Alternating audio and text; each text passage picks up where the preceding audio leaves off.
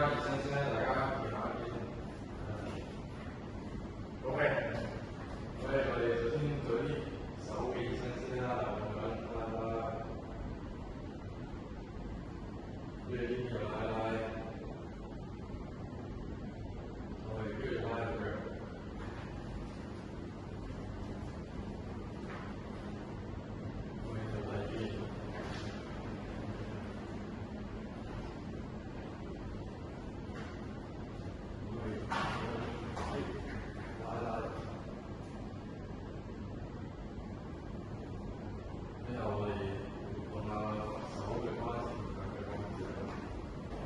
而家要練視力啦，大家準備好未啊？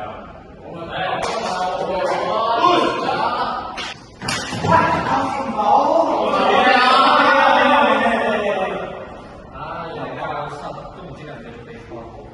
大家冷靜啲先啦，我哋深呼吸。我都知道大家好忙嘅，大家慢慢。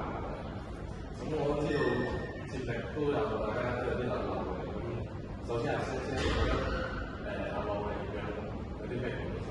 咁我跑2次，佢都接唔到我眼，跟住仲要賴我，咁其實唔應該咯。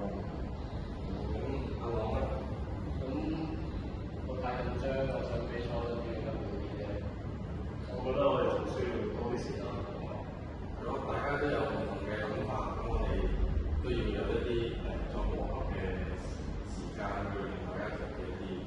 阿助理有冇啲咩諗法？你睇晒成個流程之後，我覺得我好同意咁嘅諗法。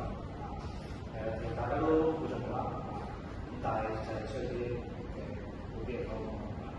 好啊，咁我哋再嚟多次啦，再練過繼續。好，咁啊，大家出嚟啦，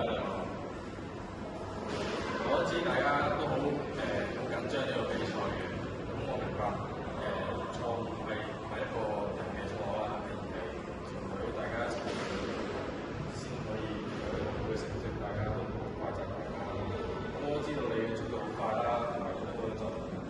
咁我想大家都再練習多啲，令到大家互相磨合下，有個好嘅成績出嚟。好啊，大家一齊加油！3、2、1，加油！